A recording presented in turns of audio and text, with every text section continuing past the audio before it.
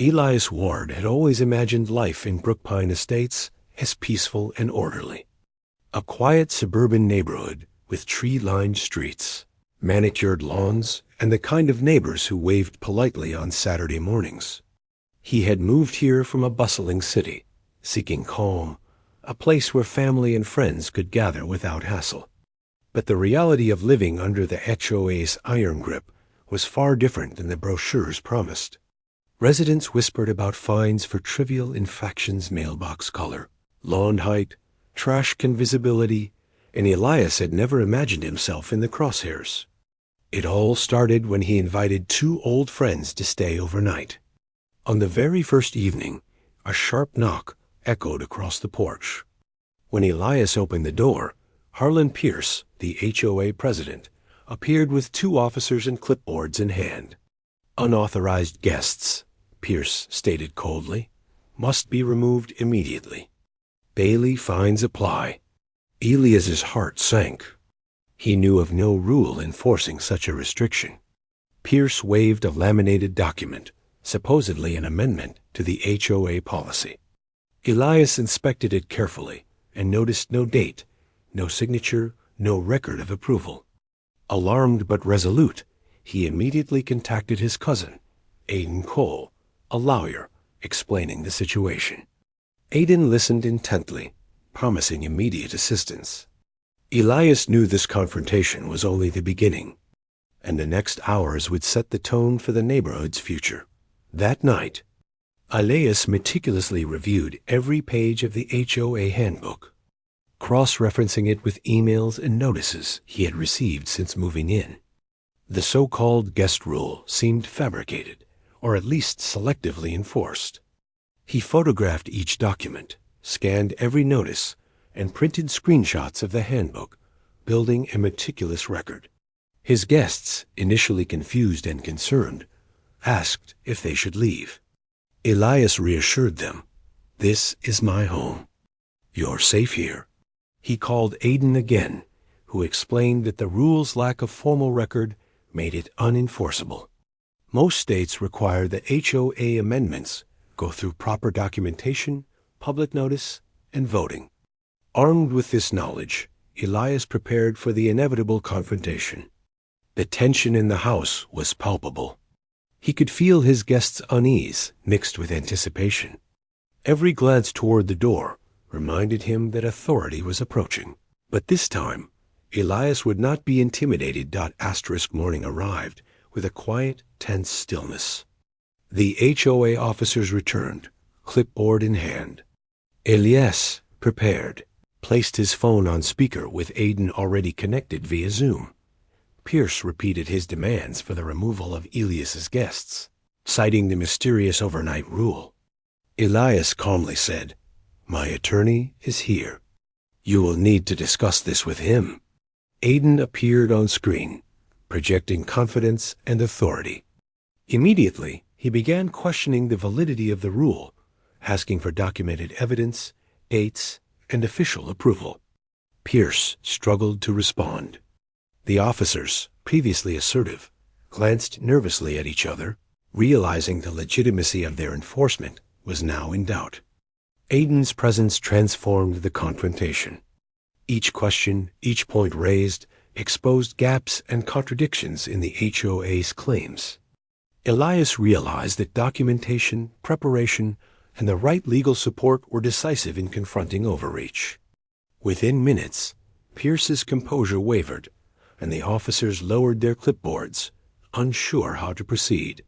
Elias's courage, coupled with Aidan's guidance, had shifted the balance of power. During the Zoom call, Pierce attempted to justify his actions with vague references to community integrity and safety concerns. Aidan countered each point, referencing HOA bylaws, state law, and prior board decisions. Board members, previously confident and authoritarian, now appeared hesitant. One admitted that a previous guest rule had been removed years ago, directly contradicting Pierce's claims. Gabriel, Elias's cousin, emphasized that any further attempts to enforce this non-existent rule would constitute harassment. potentially triggering legal consequences. The dynamic of the call had completely changed. The president's intimidation no longer held sway. The officers looked uncomfortable, and the board members began speaking in measured tones. Elias stood firm, realizing that a combination of legal knowledge and careful documentation could nullify even the most aggressive attempts at control. After the confrontation, Elias focused on vigilance. He meticulously organized emails, notices, and recordings, ensuring that if the HOA attempted any further intimidation, he would have evidence ready. Neighbors, previously quiet and fearful, began approaching him, sharing similar experiences and seeking guidance. The HOA board, recognizing that overreach had been publicly exposed, shifted its behavior. Meetings became structured, documentation thorough, and enforcement more consistent. Residents who had endured intimidation began to assert their rights, creating a ripple effect across Brook Pine Estates. Elias's courage, combined with legal support, fostered a sense of empowerment in the community. Social gatherings resumed, and laughter returned to backyards. The experience demonstrated that authority could be challenged responsibly, and that preparation was crucial to defending personal freedoms. In the weeks that followed, the HOA displayed a noticeably cautious approach. Meetings were no longer dominated by authoritarian declarations. Colleen, the board vice president, moderated her tone, while enforcement officers documented every interaction meticulously. Residents began attending meetings to ensure transparency and accountability. Elias assisted neighbors in navigating minor infractions, advising them on documentation and legal recourse. The culture of intimidation gradually faded, replaced with informed, confident homeowners who knew their rights. Elias reflected on the ordeal, realizing that courage, preparation, and professional guidance were essential tools for confronting arbitrary authority. The community's collective vigilance ensured that rules were applied fairly and transparently. Months later, the story of Elias Ward's confrontation spread across Brook Pine Estates. Residents shared experiences, advice, and strategies for challenging improper enforcement. HOA meetings became orderly, fair, and transparent. Colleen, once feared for her authoritarian tendencies, adopted a measured approach, recognizing that intimidation no longer worked.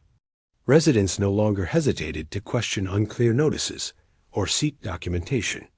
Elias's home became a symbol of empowerment, a reminder that knowledge and persistence can counter arbitrary authority.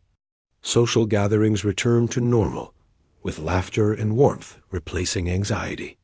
The experience emphasized that authority functions best when it serves the community rather than dominating it. Elias's efforts left a lasting legacy of vigilance and fairness. Elias began documenting every interaction meticulously, creating digital files for all correspondence, emails, and HOA notices.